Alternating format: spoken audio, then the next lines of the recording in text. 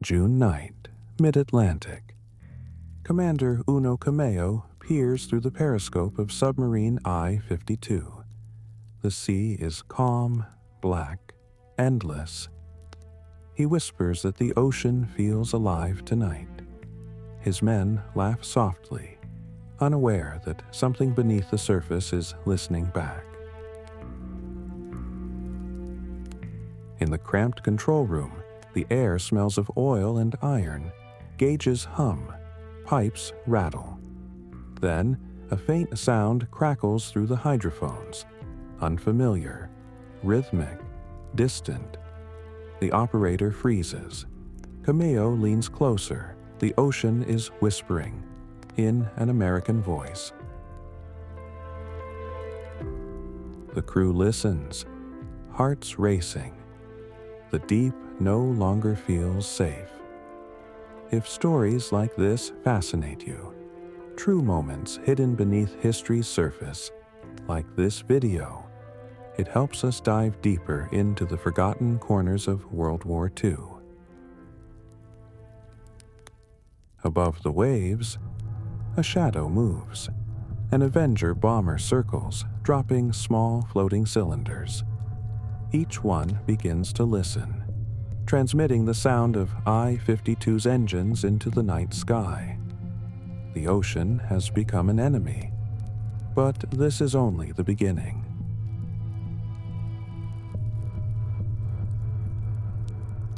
In the first years of the war, Japan believed the ocean belonged to them.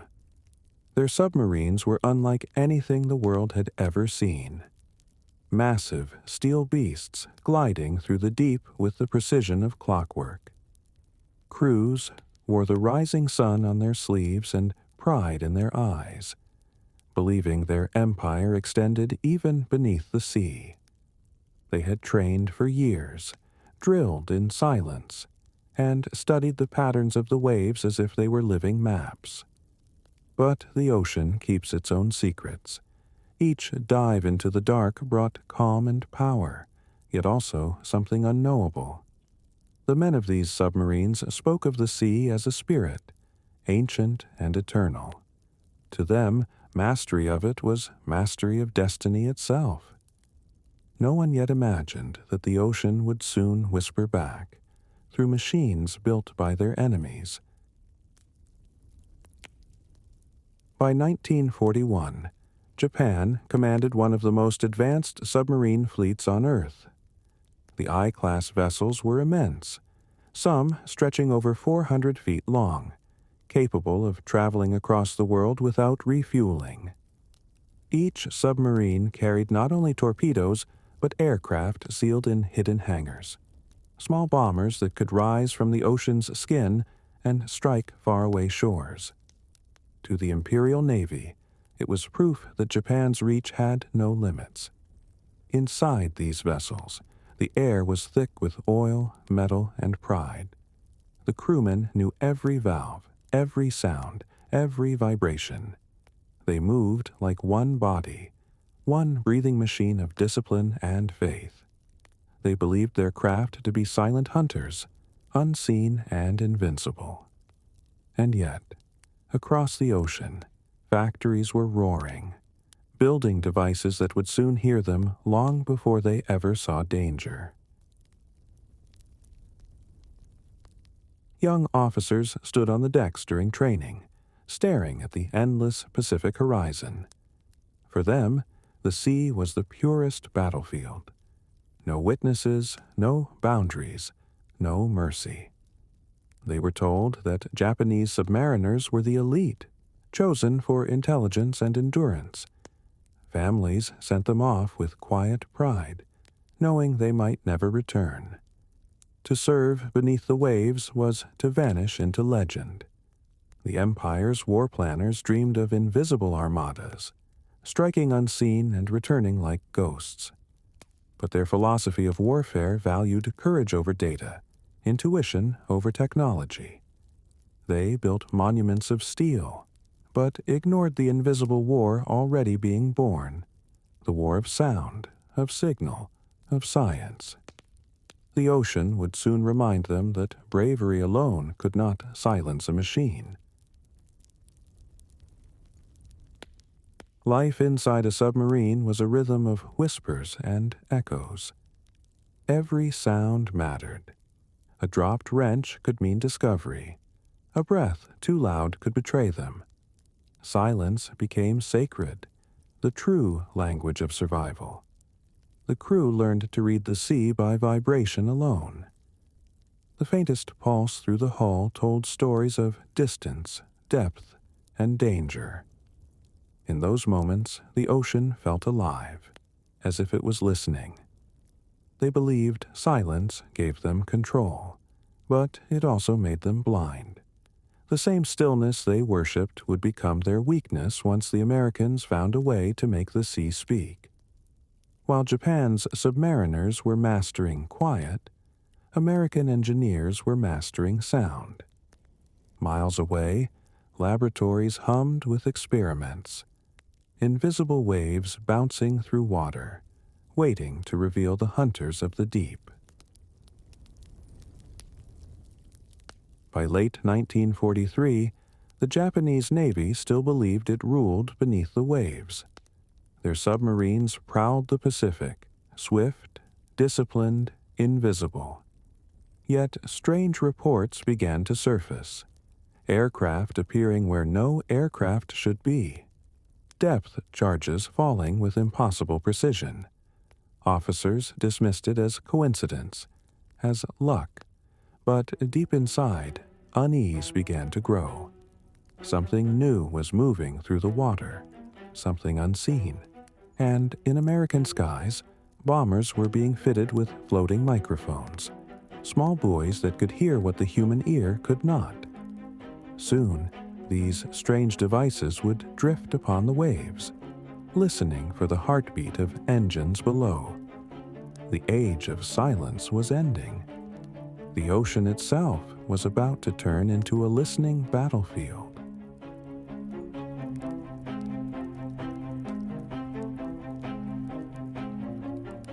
It began with an echo, faint and almost forgotten, but within it lay the seed of a revolution. In quiet American laboratories, scientists were learning to use sound as sight. They discovered that sound traveled through seawater faster than through air, a natural pulse that could be measured, recorded, and transformed into vision. They called it sonar, short for sound navigation and ranging. To them, it was not just a tool, it was a language. They could now listen to the ocean, and the ocean would answer back. By 1944, this new science had matured into something far beyond theory. American engineers built machines that could hear through the darkness, detecting submarines before they ever reached the surface. The devices were small, powered by batteries, dropped from aircraft into the endless blue. Each one floated quietly, listening for propeller noise, for the mechanical heartbeat of steel hulls below. The ocean had been mapped by sound, turned from wilderness into network. To Japan's proud submariners, still believing silence was safety, the war was about to change forever. It was small, almost fragile, but it would change everything. The sonobuoy was no larger than a man's arm, a floating ear wrapped in steel and circuitry. When dropped from an aircraft, it opened like a flower, one part above the waves, another sinking beneath them. Its microphone began to hum, sending back the living sound of the ocean, the churn of propellers, the pulse of engines, the faint rhythm of steel moving through dark water. Above, American pilots listened to those signals through radio headsets, hunting by sound instead of sight.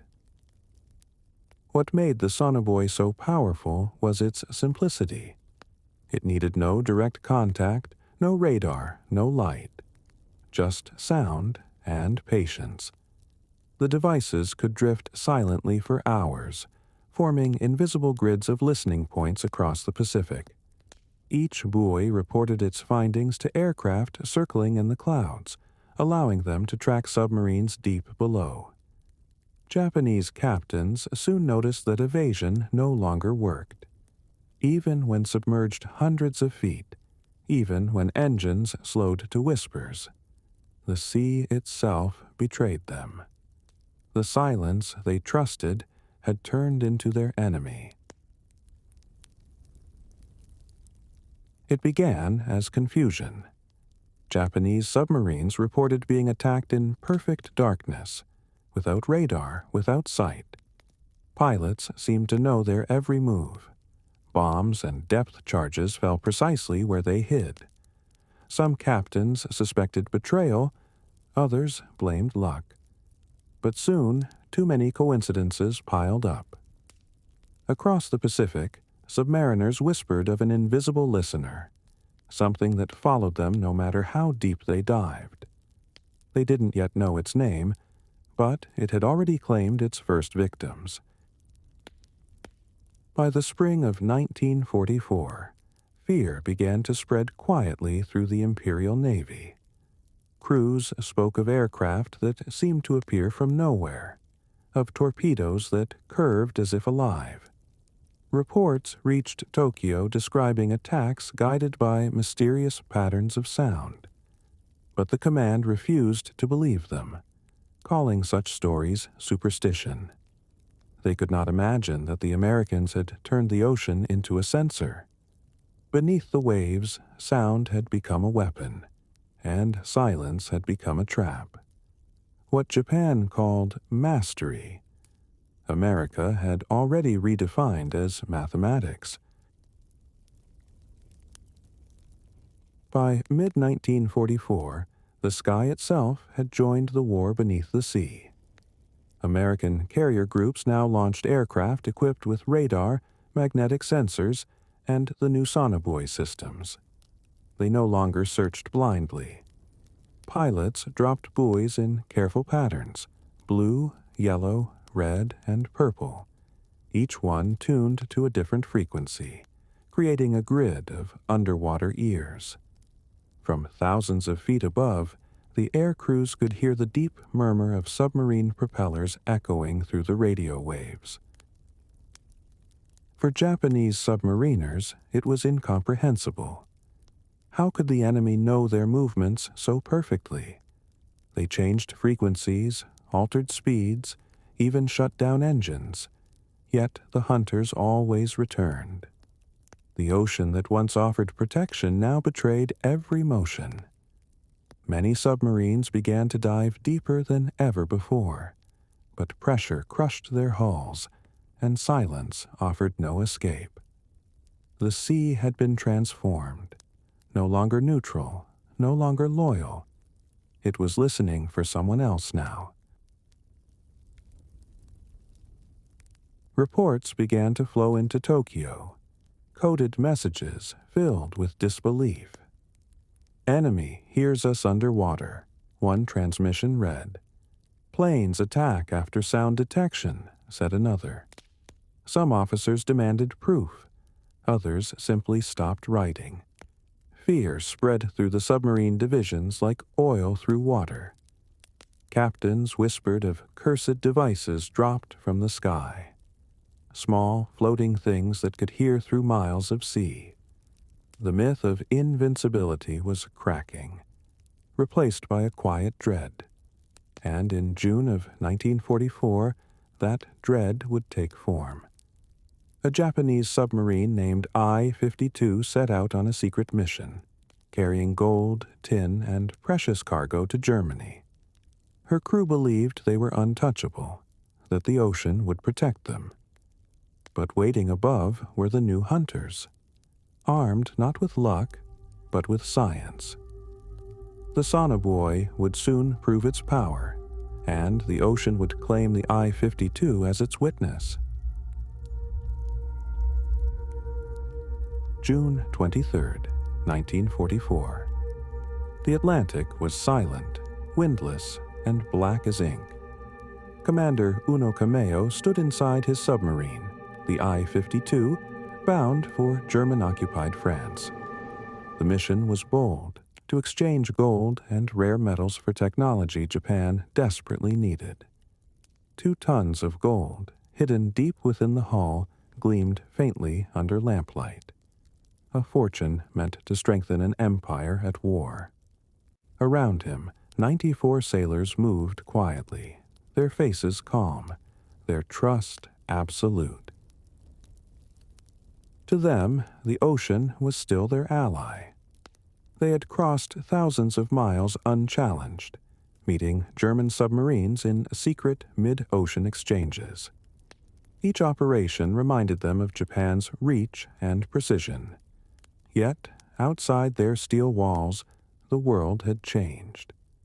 The same Atlantic that once swallowed sound now carried whispers of radio, sonar, and something new drifting on its surface. The men of the I-52 didn't know it yet, but the sea was no longer empty. It was awake, and it was listening.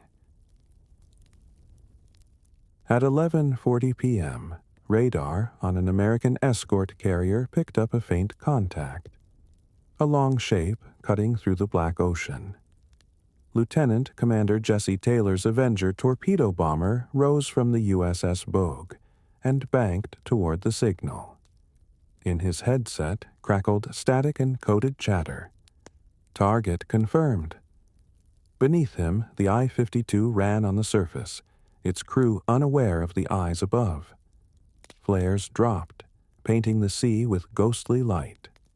The Japanese crew scrambled, engines roared, and the submarine dove into the dark. Moments later, the first depth charges fell, thunder rolling underwater. But something far stranger followed. Taylor released a small cylinder, a sonobuoy, that floated, listening. Through radio, his team heard the rhythmic beat of propellers below. The I-52 was running blind, hunted by sound. Then Taylor dropped the final weapon, an acoustic homing torpedo known as Fido. It heard what no man could hear, locked onto the submarine's pulse, and never lost it. The explosion came without warning, a deep metallic roar that echoed for miles. Inside the I-52, lights flickered and went black. Men were thrown from their stations. Pipes burst. The hull screamed under pressure. Commander Kameo shouted orders, but sound itself had become chaos. The submarine began to break apart, compartments flooding faster than the crew could seal them. 94 souls, 14 passengers, and 2 German technicians were swallowed by the ocean within minutes. Above the waves, Taylor's radio operator listened to the final sounds through the sonobuoy. The tape recorded crackling, grinding, like metal being crushed by a giant hand. Those faint noises, stored on thin spools of wire, became the only record of I-52's last moments. The gold, the men, the mission, all gone to a depth of 17,000 feet. Yet their end marked something greater. For the first time in history, a submarine had been killed by sound alone. The ocean had spoken, and Japan had finally heard it. Days later, American technicians replayed the recordings taken from the sonobuoys. They heard the sounds of the I-52's final moments, the metallic groans, the rushing collapse, and finally, silence.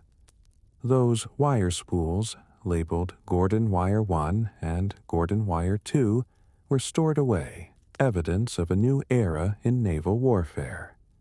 The ocean, once untamable, had been mapped through invisible waves. Sound had become as deadly as steel. For Japanese command, the loss was more than material. It was spiritual. The I-52 had carried wealth, hope, and prestige. Now it rested beneath 17,000 feet of water, a tomb of gold and iron. Whispered reports reached Tokyo, rumors that the Americans could see underwater, that submarines could be hunted in total darkness. Admirals refused to believe such tales, dismissing them as superstition. But the crews at sea knew better. The fear had already taken root, deep as the wreck itself. Far across the Pacific, Japanese submariners began to whisper the name I-52 like a warning. They understood, at last, that the Americans had changed the nature of the ocean. No longer a shield, it had become a mirror. Every vibration, every turn of a propeller could reveal their presence. Even silence was dangerous now. The deep was listening, and it no longer spoke Japanese. If you've been pulled into this hidden chapter of World War II, consider subscribing to the channel. It helps us tell more stories of the forgotten, the unseen, and the silenced. Because what happened next would change everything. Above the waves, new hunter-killer groups were forming, fleets of aircraft, destroyers, and submarines that worked together as one mind. The I-52 was only the beginning. The ocean had declared its new masters, and they were coming from the sky.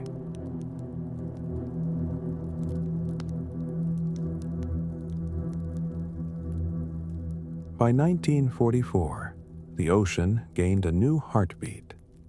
It came from small American escort carriers, compact ships that sailed not to fight battleships, but to hunt the quiet shadows below. From their wooden decks, Avenger torpedo bombers rolled into the wind, lifting radio antennas, radar dishes, and racks of small floating ears called sonobuoys. Around each carrier moved a ring of protection, destroyer escorts with sonar in their bows, and depth charges on their sterns. The group did not rely on chance. It relied on rhythm and procedure.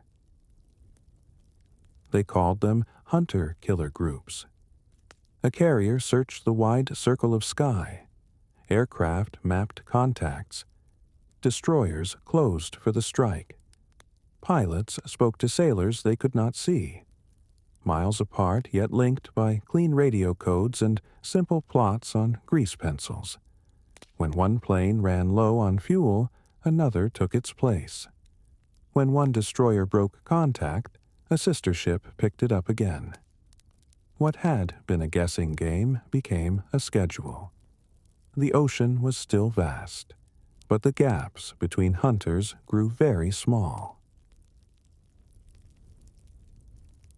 First, the radar sweep, a thin arc of light finding a speck on the water. An Avenger banks, drops flares. The submarine dives. For a moment, there is nothing, only dark sea and engine hum. Then the pilot releases a pattern of sonobuoys, purple, yellow, red, blue, each tuned to listen in its own way.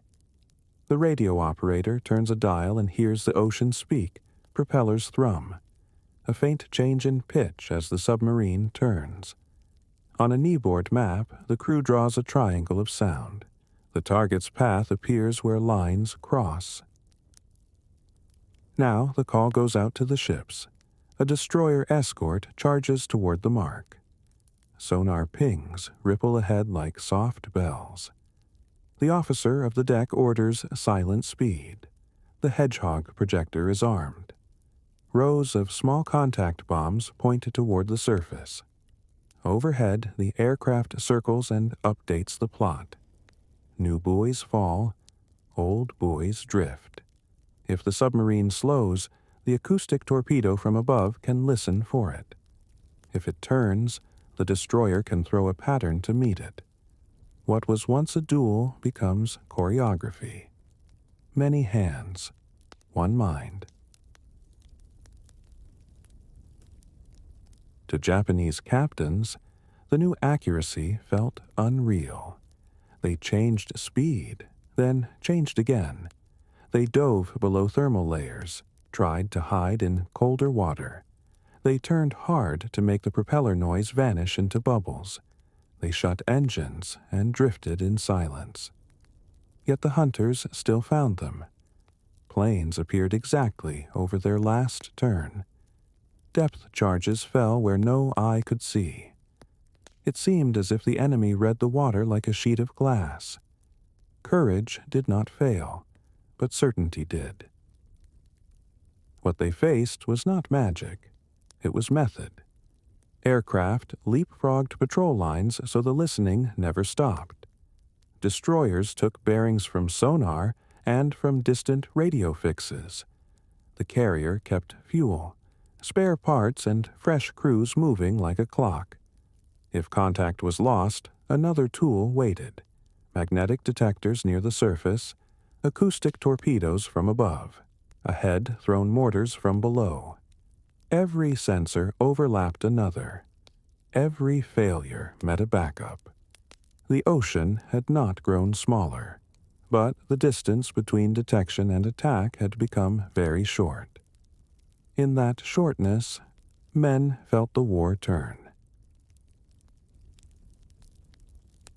Every patrol became a test of nerves. Japanese submariners learned to fear the distant hum of aircraft engines, the faint ping of sonar that echoed through the hull like a heartbeat. Even the calmest sea could erupt without warning. Depth charges rolling from destroyers, torpedoes chasing sound through darkness. Inside the narrow steel corridors, every man counted the seconds between explosions, feeling the walls tremble as the pressure grew. Some prayed softly. Others stared at gauges that no longer meant safety. The ocean, once their domain, had turned against them. The enemy above seemed to know every hiding place. Planes appeared in the middle of storms. Bombs fell exactly where the submarine turned. It was as if the sea itself whispered their location to the hunters above. For the first time, Japanese crews began to speak openly of hopelessness. They had been trained for battle, not for helplessness. The Americans had made the ocean their ally, a partner that heard, guided, and struck with perfect coordination. By 1945, American hunter-killer groups operated like living organisms. Carriers, destroyers, and aircraft worked together in patterns so perfect that Japanese commanders described them as machines of the sea. No order was wasted, no signal delayed. The sky, the surface, and the deep were united into one battlefield, connected through sound, radar, and discipline. When a submarine appeared, its death was already written in a dozen transmissions. The hunters didn't chase, they calculated. For the Japanese Navy, the realization was devastating. Every tactic once trusted, stealth, patience, darkness, had lost its power. Even the night sky betrayed them with radar reflections. The hunters above had found a new kind of warfare, one that would soon reach Japan's final refuge, the Sea of Japan itself. There, behind minefields and shallow channels, the submariners still believed they were safe. But a new sound was coming, a bell that would ring from the deep and mark the end of their sanctuary.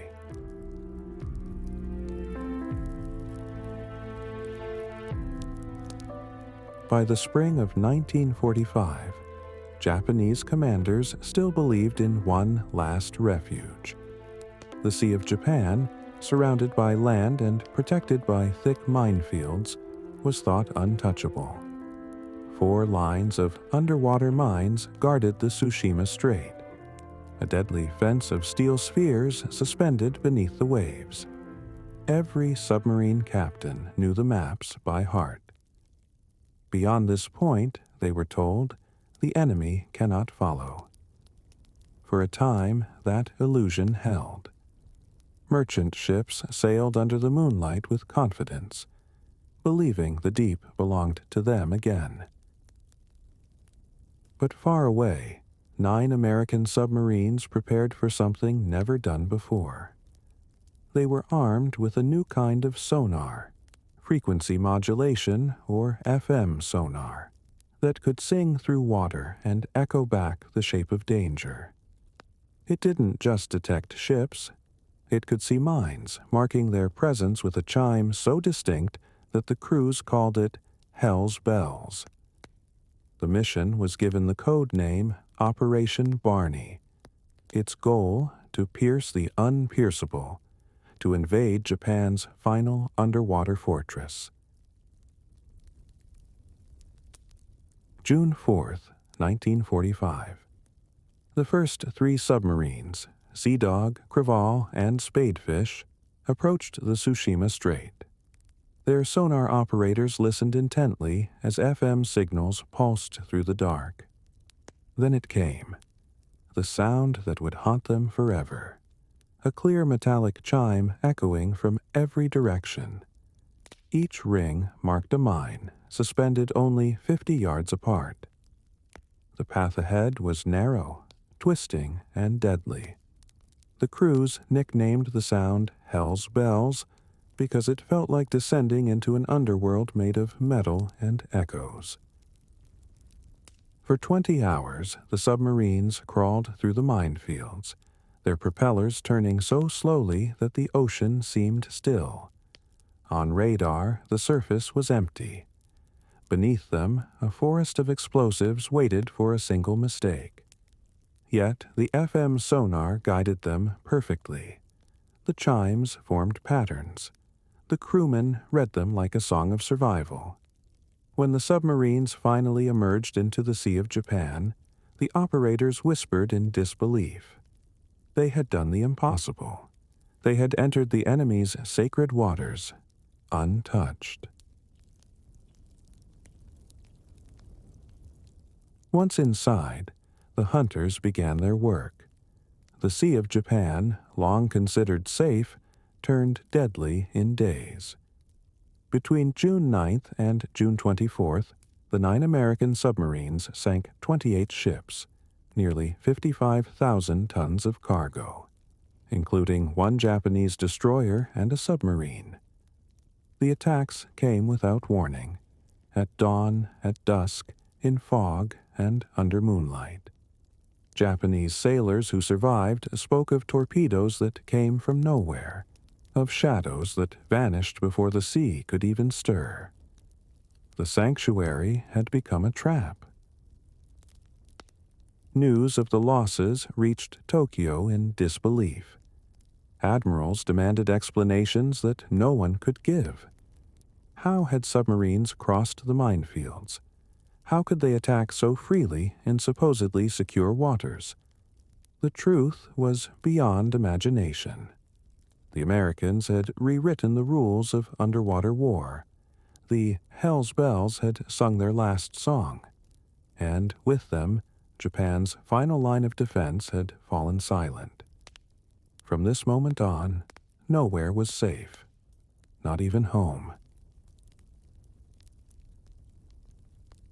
The reports arrived one after another, each more alarming than the last.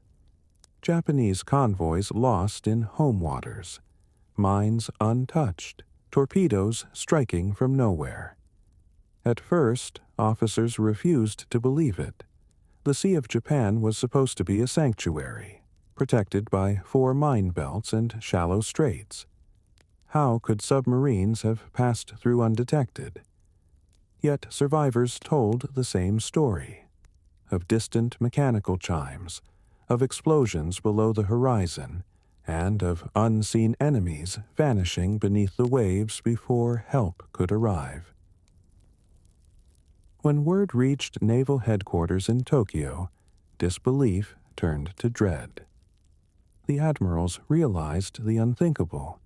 The Americans could now hear see and strike in places Japan believed invincible. Their last defensive shield had failed not because of courage, but because of technology. The once great Imperial Navy now faced an invisible opponent that understood the ocean better than they did. In meeting rooms filled with cigarette smoke and silence, the truth sank in. Japan's undersea empire had collapsed. In late June 1945, the 9 American submarines of Operation Barney surfaced once more. They had crossed the Sea of Japan, sunk 28 ships, and returned through the same minefields unharmed. Their crews were exhausted, but triumphant. As they listened to the last faint chimes of their sonar, the hell's bells that had guided them, they knew what it meant. The sound no longer warned of danger. It marked victory. For Japan's submariners, that sound carried another meaning. It was the tolling of an ending, the echo of defeat spreading through the deep. They now understood that the war beneath the sea was lost, not by courage or strategy, but by science. While they had worshipped silence, the Americans had mastered sound. And from now on, the ocean would belong to those who could hear. What began as a whisper had become a voice of domination, and soon that voice would speak from every direction. The hunters had eyes that no one could see.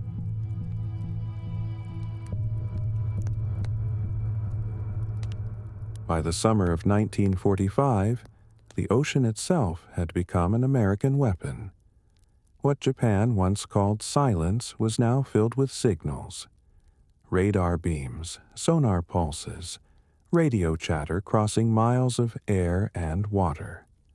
For every Japanese submarine beneath the waves, there were invisible eyes above, waiting. Aircraft could detect faint reflections on the surface. Destroyers could listen for the softest echo. Even the night, once an ally to stealth, was now painted with invisible light. The sea no longer hid anything. This transformation was not luck. It was engineering.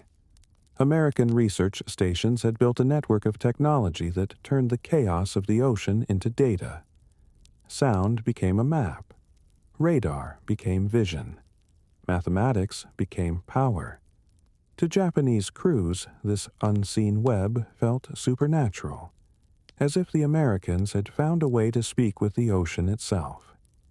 What they didn't realize was that every ping, every reflection, every tone was part of a grand design, an orchestra of science playing against them. Everywhere the Japanese fleet went, it was being watched. American submarines carried radar sets that could detect a ship's outline from over 20 miles away. Patrol aircraft used sonobuoys to hear propeller sounds across entire bays.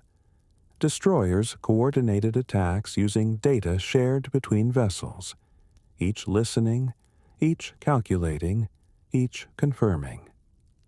What had once been separate tools had now become one network. The ocean was no longer silent water. It was a living system of sensors. This unity of machines and men changed everything. A Japanese submarine might dive to escape a plane, but its noise was captured by sonar and relayed to ships miles away. A destroyer's radar could track even a periscope breaking the surface. The Americans didn't need to see. They already knew.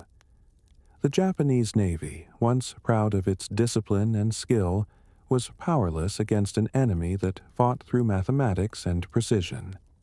For the first time, warfare had become invisible, and technology was its language. For the Japanese submariners who survived long enough to notice, the war became psychological. They described it as being followed by ghosts. Even when submerged in open ocean, they felt eyes upon them. The faint buzz of radar in the headphones, the soft ping of distant sonar, the unshakable sense that every movement echoed through an unseen world.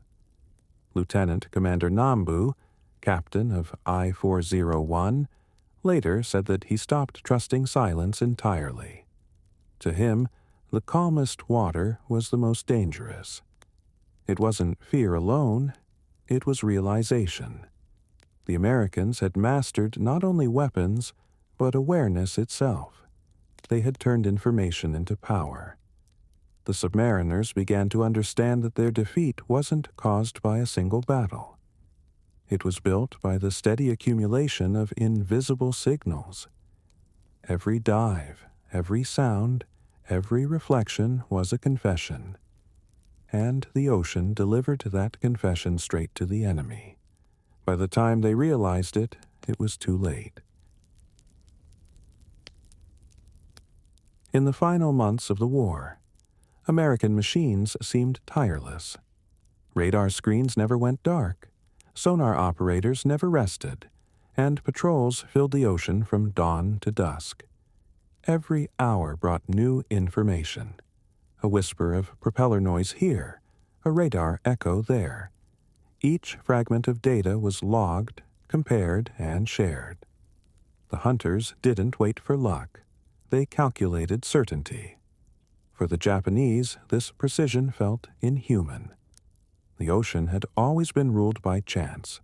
Now it moved to a rhythm of mathematics. Deep below, Japanese commanders stared at their charts, but the patterns no longer worked. A single wrong dive could mean detection. A single transmission could invite death. They began to realize that the enemy above wasn't guessing. He was listening to everything. Some captains ordered radios destroyed, believing silence might save them. Others prayed for storms to hide their trails, but even the storms betrayed them.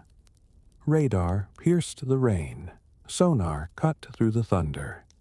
Nature itself had changed sides. When Japan's submariners finally surrendered, many were brought aboard American vessels. They stood in silence, looking at the consoles, the screens, the rows of blinking instruments. What they saw was not arrogance. It was organization. The Americans didn't rely on luck or faith. They relied on systems that worked. One Japanese officer later wrote, "It was not the sea that betrayed us. It was our belief that courage alone could control it." If stories like this open your eyes to the unseen side of war, consider leaving a like and sharing it. It helps more people discover how technology changed history. Because what came next was not about bravery, it was about scale.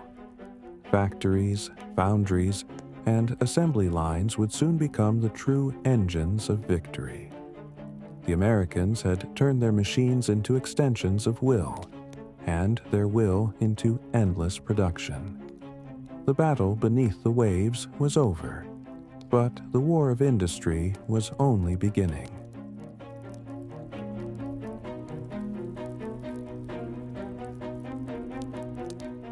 While Japan struggled to maintain 70 operational submarines, America was launching new ones every few weeks. From the shipyards of Mare Island in California to the Electric Boat Company in Connecticut, the rhythm of war echoed through rivets and steel. Workers labored day and night, welders, engineers, women assembling parts by the glow of sparks. Every section of every submarine was built in pieces, engines from Detroit, batteries from Pennsylvania, periscopes from New York. Each component traveled its own journey, before meeting at the docks to become a single machine of war. In this unity of effort, America found something Japan could not replicate: scale. Where Japan's shipyards paused for lack of materials, America's roared with endless motion.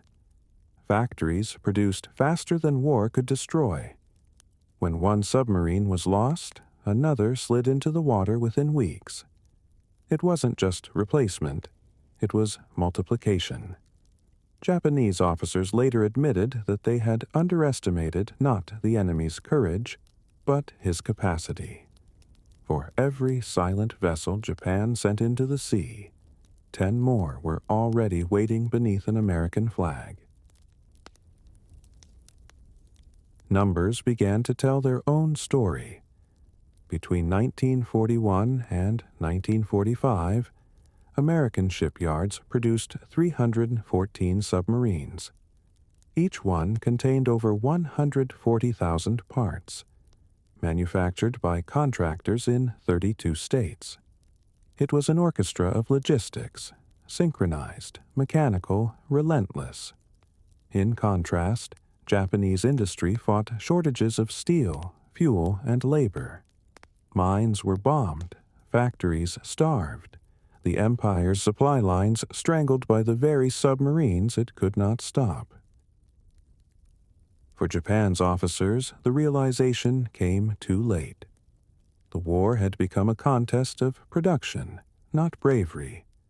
Every torpedo fired by an American submarine could be replaced within days. Every Japanese submarine lost took months, sometimes years, to rebuild. Even the torpedoes told the same story. The Americans tested, refined, improved, while Japan could only conserve and ration. The mathematics of defeat was cruel but simple. The side that could build faster would survive longer. And by 1944, Japan was running out of numbers to count. Beneath the roar of machines were the hands that made them. The American war effort was not only built on technology, but on people. Farmers became welders, students became engineers. Entire families joined the rhythm of production. In small towns, sirens marked shift changes instead of air raids. The nation moved with one heartbeat, steady, mechanical, and determined. Propaganda posters spoke of unity, and, for once, the message matched reality. Everyone, it seemed, was part of the same machine. Meanwhile, in Japan, the opposite occurred. Resources dwindled. Shipyards went silent. Skilled engineers were drafted to fight. Supplies grew thin. The empire that once dreamed of industrial might now relied on scraps and faith. Japanese submariners returning from missions described the same scenes: empty docks, unfinished vessels, workshops running on candlelight. The war of men had become a war of production, and Japan's factories could no longer keep pace. The sound of hammers in America had already drowned the silence of Japan. As the war deepened, American shipyards became fortresses of production. The clang of hammers replaced the sound of battle.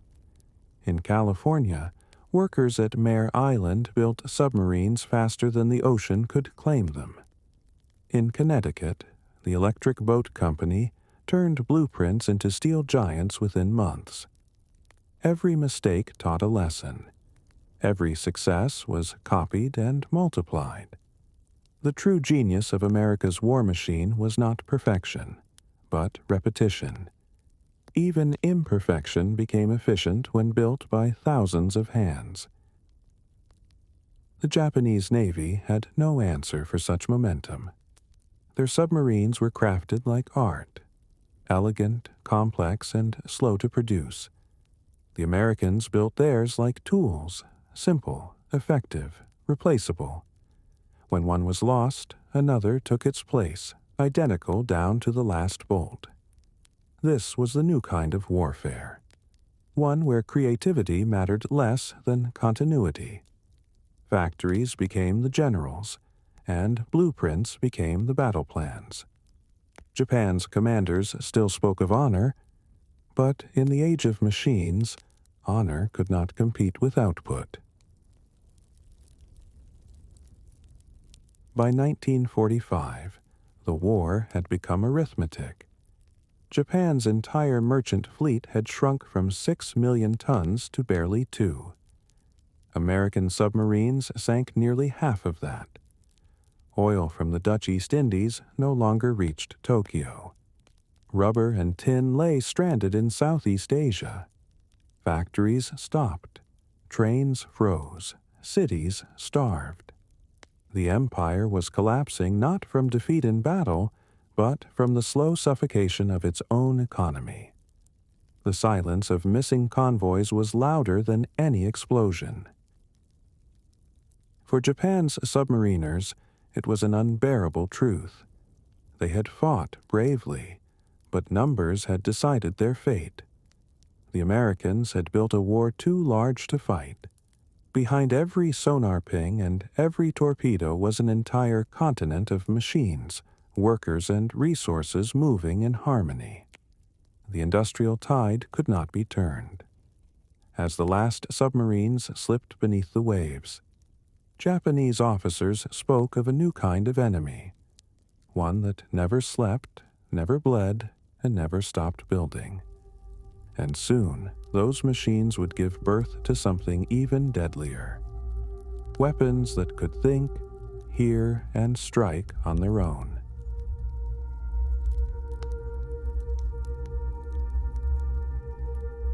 From the depths of silence came a new kind of weapon, one that needed no eyes. In secret laboratories across America, engineers worked to perfect the acoustic torpedo, a machine that could listen.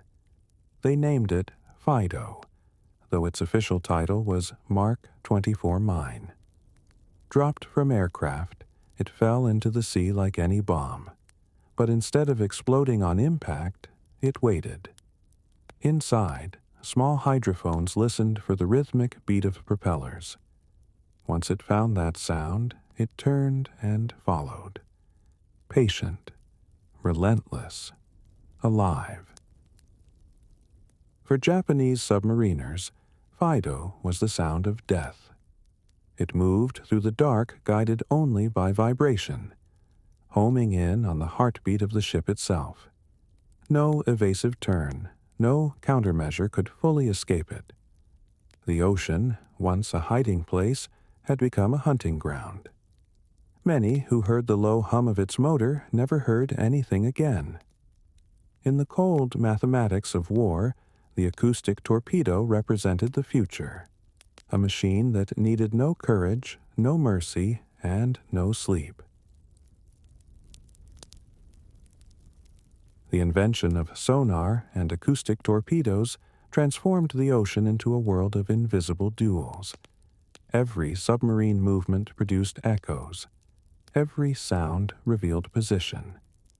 American scientists refined sonar into art.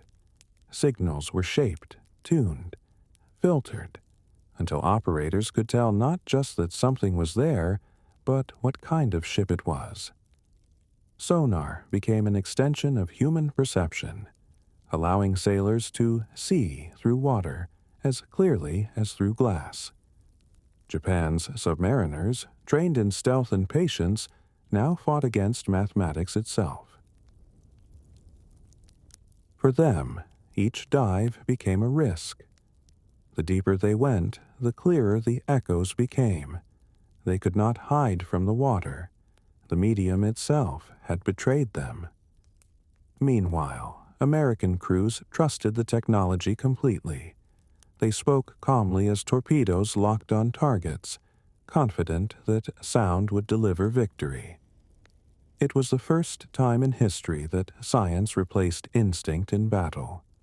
The warriors of the ocean were no longer men alone. They were men guided by machines. In 1944, technology began to think for itself.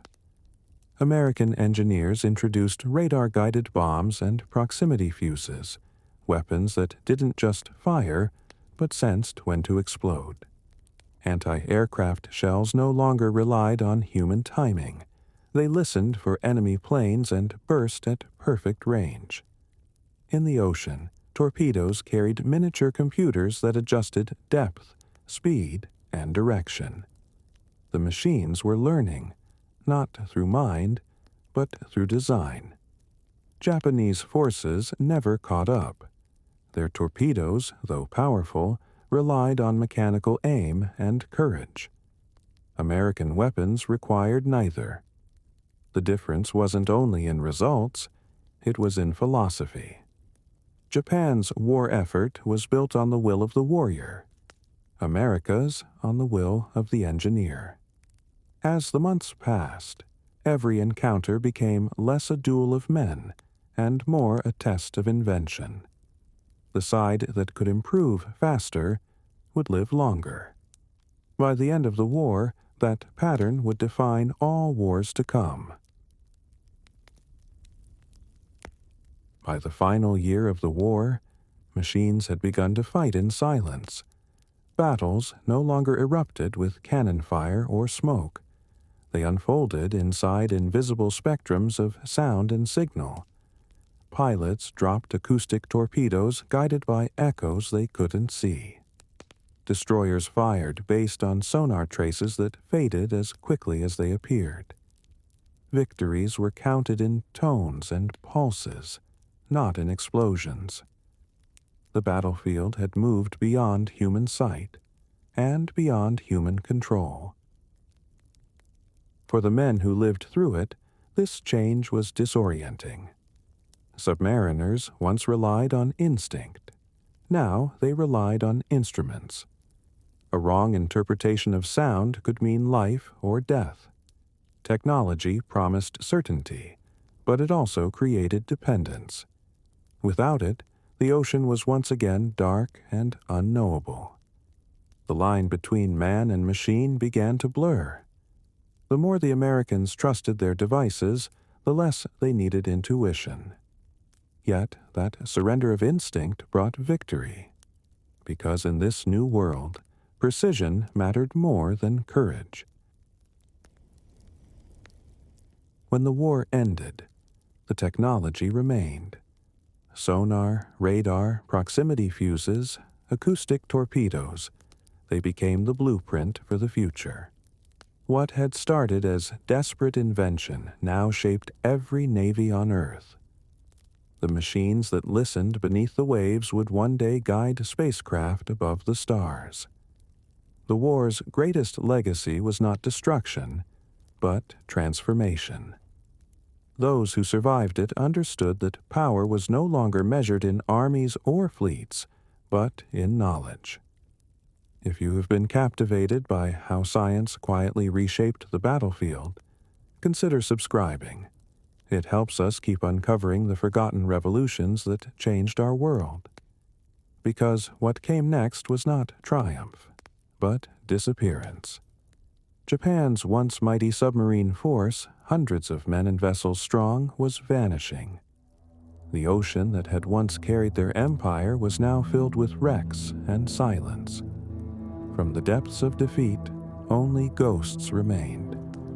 And soon, even those would fade into memory.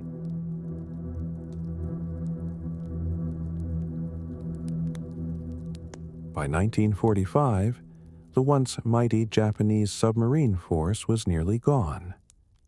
What had started as a fleet of 70 ocean-going vessels was reduced to a handful of weary survivors. The Pacific, once patrolled with confidence, had turned silent. Many submarines never returned from patrols. No distress signals, no wreckage, only absence.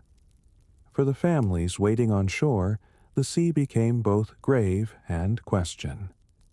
Mothers stared at the horizon for months, hoping the waves might answer. Those who remained described a war that had shrunk around them. Each mission felt like a farewell. Supplies were scarce, repairs delayed, training rushed. Every new order carried the quiet weight of inevitability. The submariners still performed their duties with precision, but their belief in victory had vanished. The ocean that once promised glory now carried the echo of loss. They were fighting not for empire, but for memory. Each dive felt like sinking into history itself. Across the Pacific, the ocean floor became littered with the remains of a vanished fleet. Submarines lay in silence, their hulls twisted and broken, their names forgotten except by those who served aboard them. Some rested near the Philippines, others off the coast of Okinawa or the Mariana Trench. Each wreck marked the end of an era, the moment when human courage met the limits of technology. Divers who found them decades later reported scenes frozen in time. Mugs still on tables, papers drifting through flooded rooms, uniforms intact beneath layers of silt. To the Japanese people, the sea became sacred ground. Shrines were built for the lost submariners, ceremonies held to honor those who had vanished without trace. In these rituals, silence returned, but now it carried reverence, not power. The same ocean that once betrayed them now kept their memory alive.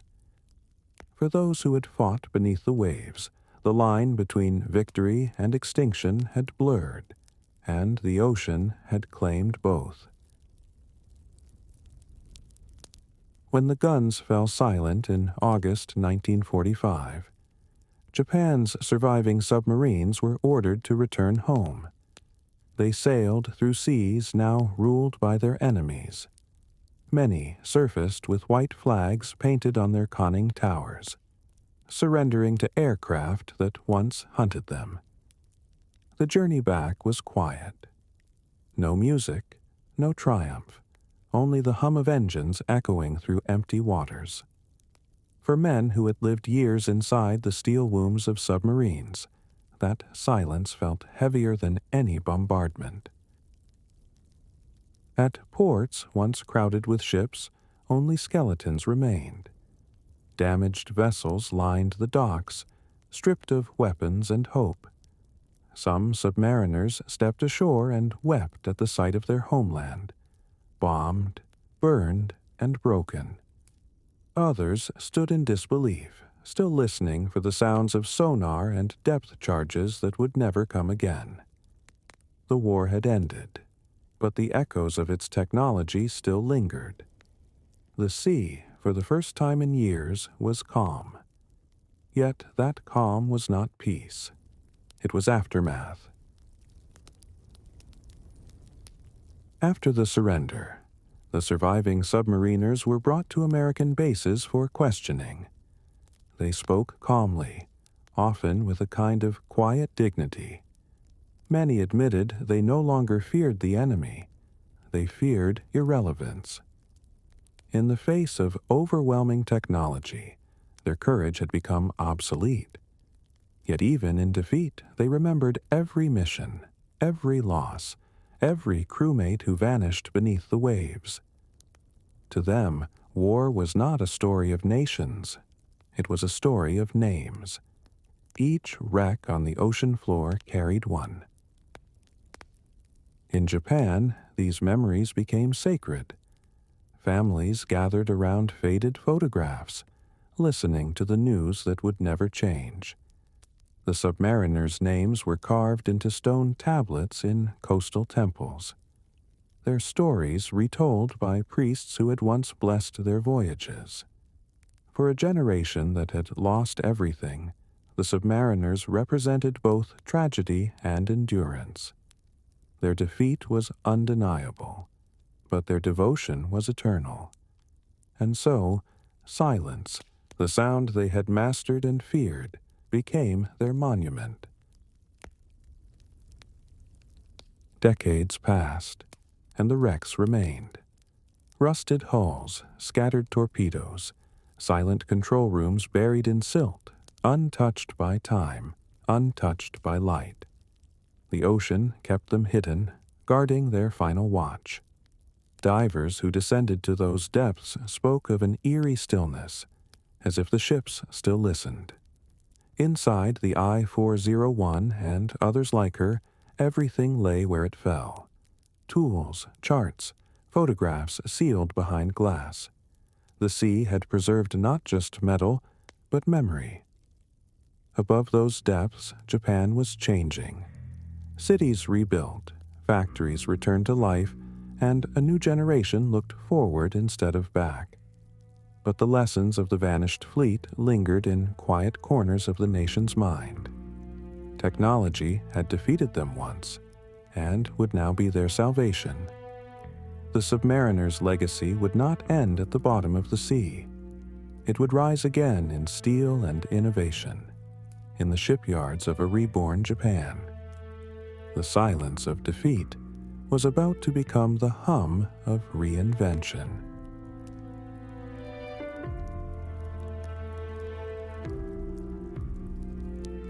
When the war ended, the surviving Japanese submariners stepped into a world they no longer recognized.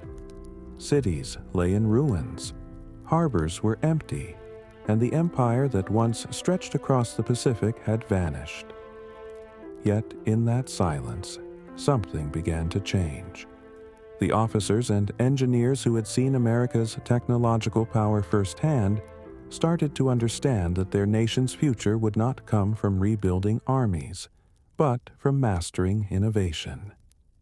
The lesson of defeat was clear. Courage alone could not win against science. Many of those who once designed submarines were recruited into civilian industries.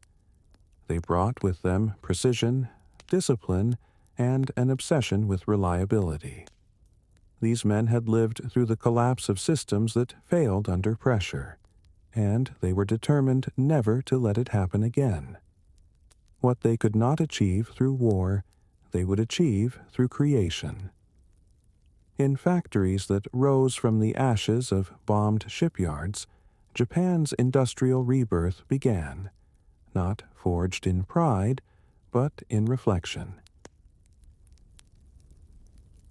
In the 1950s, the echoes of shipyards returned, but this time they built peace instead of war. The same docks that had once launched submarines now produced merchant ships and cargo vessels. Engineers who once calculated torpedo trajectories now designed engines for fishing boats and ocean liners. The transformation was profound. Japan's economy began to rise on the same principles that had once driven its military: precision, coordination, and efficiency. But now, these values were used to create rather than to destroy. Technology became Japan's new weapon. Radios, cars, and cameras replaced the tools of battle. Factories learned from America's mass production but improved upon it with relentless attention to quality. The memory of defeat lingered like a scar, painful but instructive. Japanese workers spoke of kaizen, the philosophy of constant improvement, a lesson rooted in the war they had lost. In mastering peace, Japan had found a new form of strength, quiet, methodical, and unstoppable. Many of the men who once sailed beneath the waves became teachers, advisors, and innovators. Former submarine captains lectured young engineers about systems, discipline, and redundancy, lessons written in the blood of the war. A machine must never fail, one veteran told his students, because if it does, men die. These words shaped the foundations of Japan's post-war industries. The engineers who listened built the first reliable automobiles, radios, and later, the advanced ships that would carry Japan back into the world. The spirit of those lost submariners lived on in every circuit and rivet. They had witnessed what technological inferiority could do, and vowed never to repeat it. Companies like Sony, Toyota, and Mitsubishi inherited their obsession with precision. Each bolt tightened, each dial tested, carried the echo of the ocean's lessons. Japan's defeat had not destroyed its engineers. It had refined them. From the silence of surrender emerged the hum of innovation, the same rhythm that once echoed through submarine engines beneath the sea. By the 1960s, Japan's shipyards once again echoed with the clang of steel, but now the rhythm spoke of trade, not conquest. The same waters that once carried submarines now hosted cargo vessels and passenger liners. The world began to see a new Japan, one defined not by weapons, but by craftsmanship. Where once there had been military secrecy, there was now transparency and pride. Visitors from America and Europe toured factories once hidden behind barbed wire, now filled with humming machines and smiling workers. Submarine technology had not vanished. It had evolved. The lessons learned from loss inspired safer, quieter, more efficient vessels for civilian and defense use. Japanese engineers built ships that sailed farther, consumed less fuel, and carried heavier loads than ever before. Each design bore the mark of experience, the perfection of function through reflection. The hum of machinery that once frightened the world now became its heartbeat. Japan had turned the science of destruction into the art of precision, and in doing so, it earned respect greater than fear. By the 1980s, Japan had become one of the world's technological leaders. Its submarines, built for defense and research, incorporated systems as advanced as those once used by the Americans. The circle had closed. The descendants of the defeated now built machines admired across the globe. Beneath this progress lay the unspoken truth. Every innovation was born from reflection. Every achievement carried the shadow of a war once lost. The submariner's legacy had become Japan's strength, a constant reminder that knowledge was the true armor of nations. If this story has reminded you how history repeats itself, through learning, through rebuilding, through quiet perseverance, consider liking and sharing this video. It helps others discover the hidden lessons left behind by time. Because what comes next is more than an ending. It is a return to the beginning.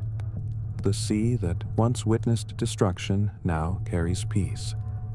The technology born from silence has redefined power itself. And in that stillness, the ocean has chosen its new masters.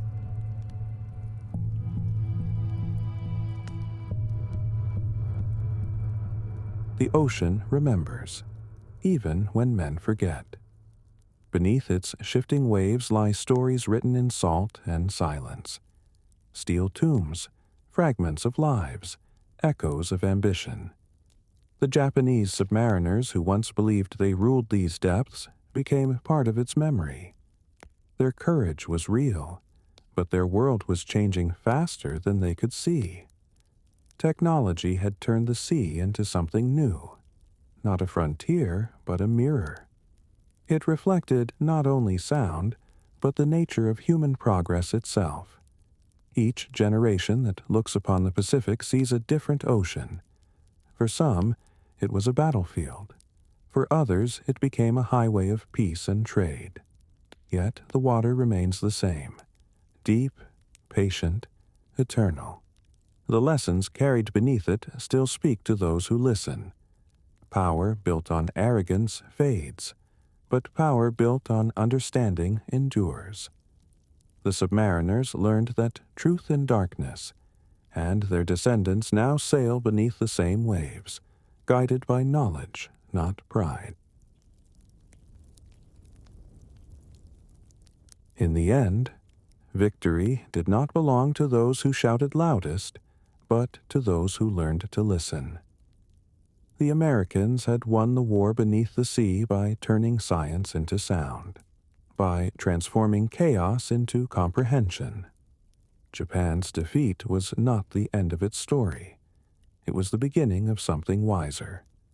The same spirit that once built the world's largest submarines now built the world's most reliable machines. In that transformation lay redemption, quiet, enduring, and profound. Technology became humanity's language of survival. The sonar that once hunted now mapped ocean floors for science. The radar that guided bombers now guided aircraft to safety. The world moved forward not through conquest, but through communication. And so, the ocean, that ancient witness, found peace in repetition. Waves erased the scars of war, but not the lessons. Beneath every calm horizon lies the echo of progress, whispering that understanding is stronger than fear.